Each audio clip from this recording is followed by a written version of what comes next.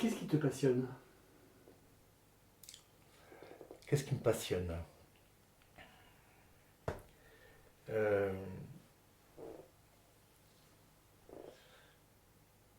je suis passionné par la science-fiction. euh, et plus par... En fait, je me suis passionné à la science-fiction et aux films de science-fiction, mais parce que j'ai toujours cru, moi je suis persuadé qu'on n'est pas les seuls êtres dans l'univers, et que je pense qu'il y a d'autres vies ailleurs. Et à partir de là, à partir de ce moment-là, c'est qu'on accepte plein de choses autres. Et donc pour moi, ça me passionne vraiment. Et je peux regarder des documentaires sur l'univers. Il y a d'ailleurs une série sur Prime qui s'appelle Interstellaire. Et je suis passionné par tout ce les robots, tout ce qu'ils envoient, et qui va nous permettre de savoir si on peut trouver des espèces de vie, ou si on peut... Là, ils ont envoyé une navette sur Saturne, dont on aura les réponses que dans les années. Et tout ça, ça me passionne, oui. C'est ce côté-là. Alors, ce qui est étonnant quand tu parles d'être passionné par la science-fiction, c'est que tu l'abordes par un côté scientifique plus que par un côté imaginaire. Quand on parle de science-fiction, souvent on parle Mhm. de récits de science-fiction, Mhm. de récits de fiction en fait. Mhm. Est-ce que cette partie-là aussi t'intéresse ou c'est vraiment la partie purement... Ah non, cette partie-là m'intéresse énormément aussi. Mais je veux dire que en fait, c'est parce que je crois au fait qu'on n'est pas les seuls sur Terre, que je suis très intéressé, très captivé et très, comment dire, j'adore la science-fiction. Euh, D'ailleurs, si j'ai à choisir, par exemple, entre une dizaine de films, systématiquement, je vais prendre celui-là. Bon. Et le film que j'ai adoré par-dessus tout, c'était Avatar. Voilà, ça dit tout à peu près ce que c'est. Mais c'est vrai qu'il y a les deux côtés. Il y a le côté, oui, imaginaire de ce qu'on peut trouver, croire qu'il y est, et le côté scientifique de ce qu'on essaye de faire en essayant d'obtenir des signaux, ou d'aller envoyer des sondes qui vont nous répondre dans 20 ou 30 ans. Les deux m'intéressent. Je pense qu'elles sont liées en fait. Je pense que je ne je sais pas si on peut en fait être captivé par la science-fiction sans, sans penser qu'on puisse ne pas être les seuls êtres vivants. Tu vois, il y a un truc, moi, qui me gênerait là. Donc c'est pour ça que j'ai les deux, les deux vont ensemble, quoi.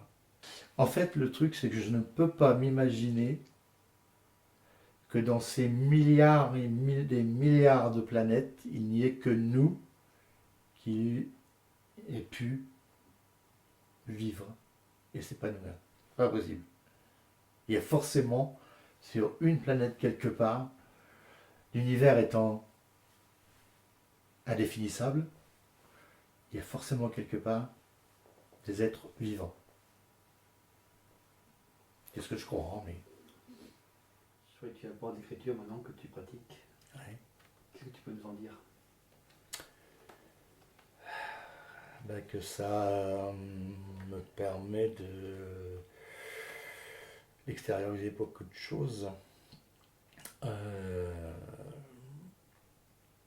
Il y a d'ailleurs quelque chose dont je me suis rendu compte très récemment là, et qui va faire l'objet probablement de ma prochaine, de mon prochain ouvrage, mais je me rends compte que le premier, j'ai fait une trilogie. J'ai démarré, j'avoue, hein, j'ai démarré un jour, en me disant, j'avais une idée comme ça, je voyais un jeune enfant à l'époque médiévale qui tous les matins montait sur le toit de la tour du château pour voir le paysage autour de lui et pour voir au plus loin qu'il pouvait voir. C'était l'idée. Et j'ai démarré avec ça. Et de ça, j'ai fait une trilogie. La deuxième série, celle que j'ai recommencé, je vais plus fort, j'ai 6 volumes, 6 tomes. Donc à un moment donné, dernièrement, je me suis dit, ton prochain défi, ce sera d'écrire une histoire en un tome. Parce que je pense que je laisse tellement mon imaginaire faire qu'il m'entraîne toujours plus loin. En fait, je pars avec un truc et même si je me fais une chronologie, parce que je suis quand même obligé d'imaginer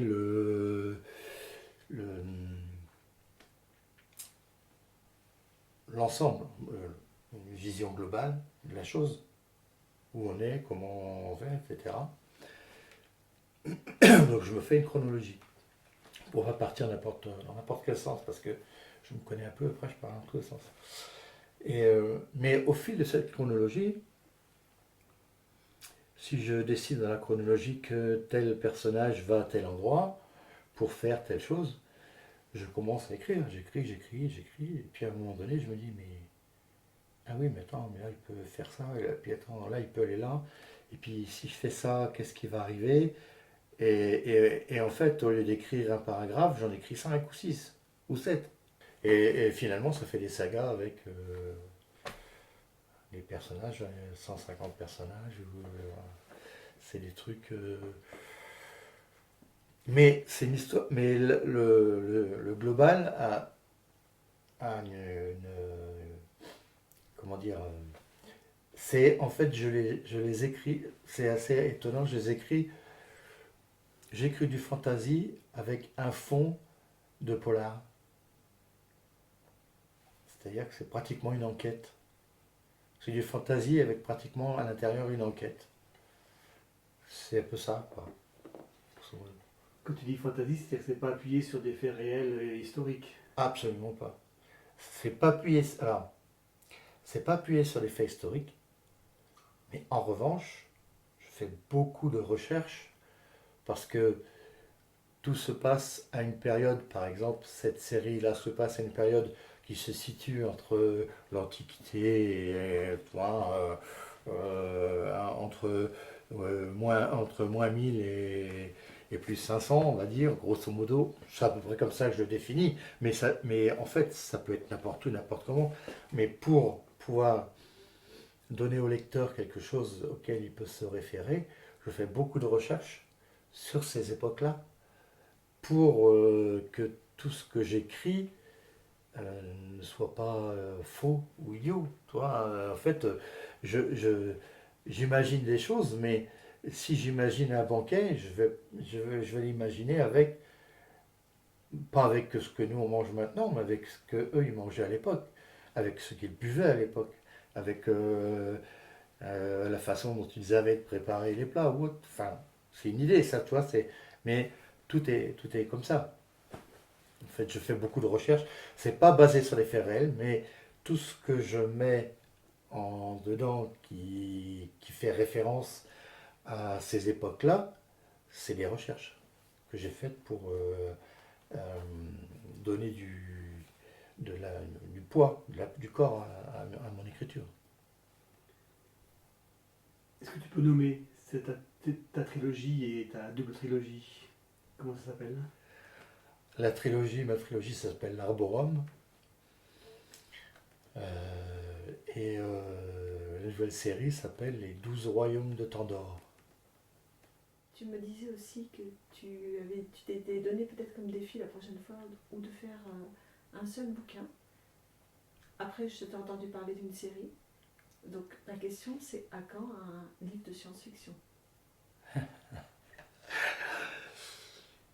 Euh, Paradoxalement, je suis moins à l'aise à essayer à imaginer de la science-fiction qu'à imaginer de la fantasy. Alors, pourquoi je ne sais pas, probablement que mes lectures, parce que j'ai lu, j'ai lu énormément, énormément. J'ai toujours lu beaucoup. La plus grosse partie de mes lectures, c'était de la fantasy. Mais j'ai aussi lu de la science-fiction. Euh,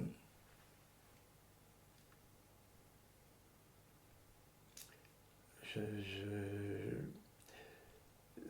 je ne sais pas pourquoi j'arrive, en tout cas, je me sens pas du tout à l'aise à écrire de la science-fiction. Et pourquoi alors là, c'est un gros mystère parce que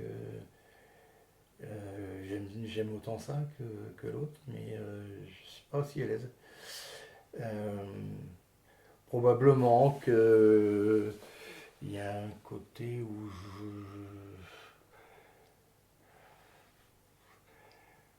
j'arrive pas à me projeter peut-être dans cet univers-là, alors que je suis beaucoup plus à l'aise dans un univers qui n'existe pas, qui n'a jamais existé, mais qui est quand même en rapport avec l'être humain, avec ce qu'on nous vit, etc.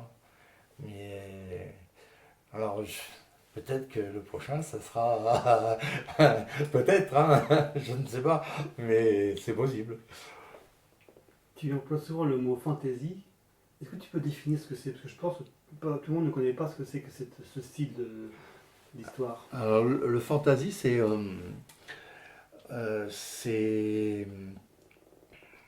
Comment je pourrais. Plutôt que de décrire, je vais donner quelques exemples. Par exemple, c'est Le Seigneur des Anneaux. Voilà, ça c'est typiquement fantasy. Et il a été un des premiers précurseurs à écrire du fantasy, le style qu'on appelle maintenant fantasy. Euh, Il y a Les Chevaliers d'Émeraude, Eragon, tous ces films-là sont des films fantasy qui ont été faits à partir de livres. Et c'est le fantasy, c'est de l'imaginaire, mais avec un côté peut-être euh,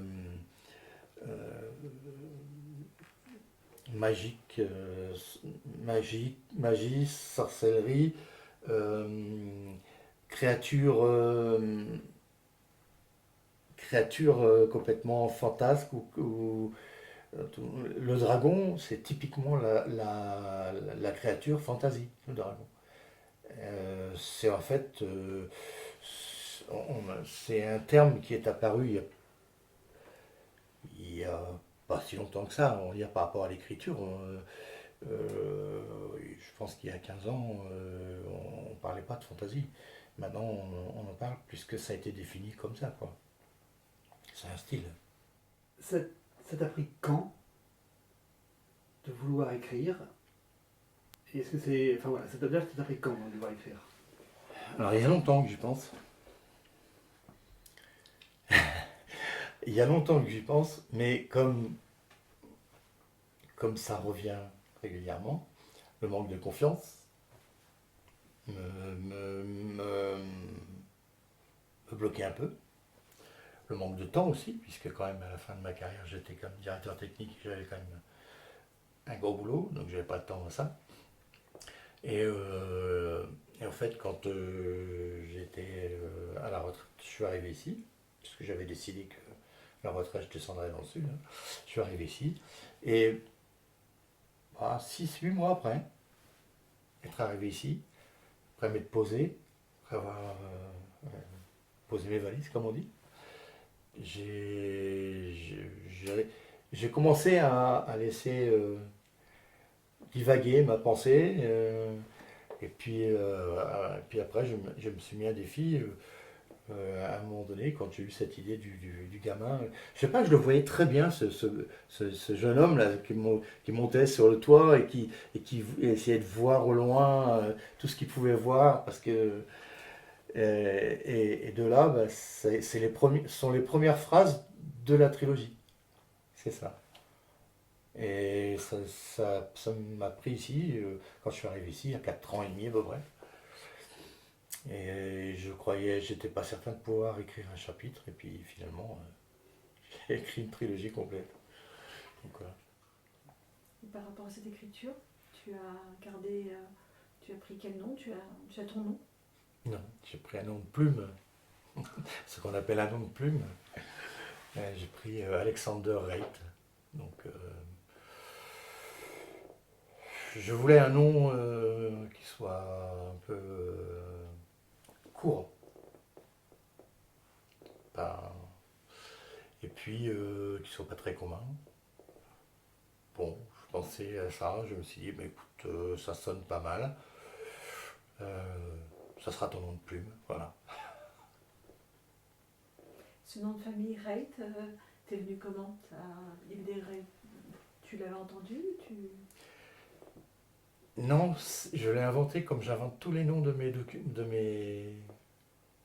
romans. Parce que dans mes romans, il y a à peu près 150 personnages en premier, dans le deuxième, il doit y en avoir 200. Tous les noms, je les ai.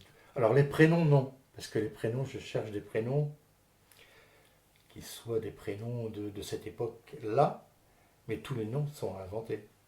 Tous, sans exception. Les noms, pour écrire, je, je, je me fais même des cartes, hein, que je renomme complètement, voilà. La dernière série, la carte doit être l'équivalent d'à peu près l'Europe, grosso modo, hein. Et tous les noms de villes, tout est renommé, tout est modifié. Enfin, je ne prends pas la carte de l'Europe comme ça, je prends une carte et je définis voilà, d'où le nom des 12 royaumes, parce que voilà. Mais tout est inventé. Le moindre nom qu'il y a dedans est inventé. Donc Reit est inventé comme le reste. C'est du pipeau. Ben d'ailleurs, dans cette série que j'écris là, puisque ça va du bas de l'Italie. C'est pas ça, puisque c'est un monde qui n'existe pas, hein. C'est ça la fantaisie. Mais ça serait équivalent du bas de l'Italie à l'Antarctique. Donc il y a forcément dedans des choses qui sont différentes. Et on se déplace dans l'Antarctique à traîneau et avec les chiens, etc. Dans le sud, on se déplace et ils n'ont pas les mêmes habits non plus. Dans le sud, on a des habits de soie, des habits fins, raffinés, alors que dans l'Antarctique, on a des habits de fourrure. Enfin, tout ça, ce sont des contextes dont il faut tenir compte quand on écrit, quoi. Donc tu parles de lecteur, tu parles de trilogie. Est-ce que tu as publié? Oui, j'ai publié. Oui. J'ai publié, c'est de l'autopublication, moi, parce que au jour d'aujourd'hui, les éditeurs, il n'y en a plus un qui prend de risque, hein, il y a que des auteurs inconnus, donc à moins de s'appeler Hollande ou Sarkozy, tu n'as plus aucune chance de te faire éditer. Donc maintenant, il y a les plateformes voilà, qui permettent à chacun de pouvoir, pour des prix raisonnables, de pouvoir s'auto-éditer. Et voilà. Et donc, mais c'est référencé sur toutes les plus grandes plateformes de Facebook, pas de Facebook, d'Amazon à la FNAC, à toutes les plus grandes plateformes. Automatiquement, on est référencé dessus.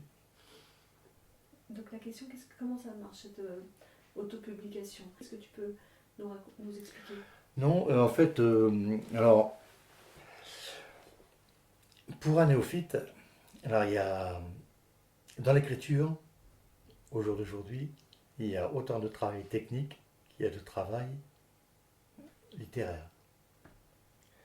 À moins d'avoir un nègre, et c'est pas péjoratif, hein, ce qu'on appelle un nègre, c'est un écrivain qui écrit, parce que Sarkozy et Hollande, ils n'écrivent pas leurs livres, hein, il édite. Il y a beaucoup, un très gros travail de technique. Donc, si on ne sait pas au début, on a. Moi, j'ai trouvé la plateforme la plus intéressante pour au niveau du relationnel et au niveau des propositions qu'il faisait de prestations. Mais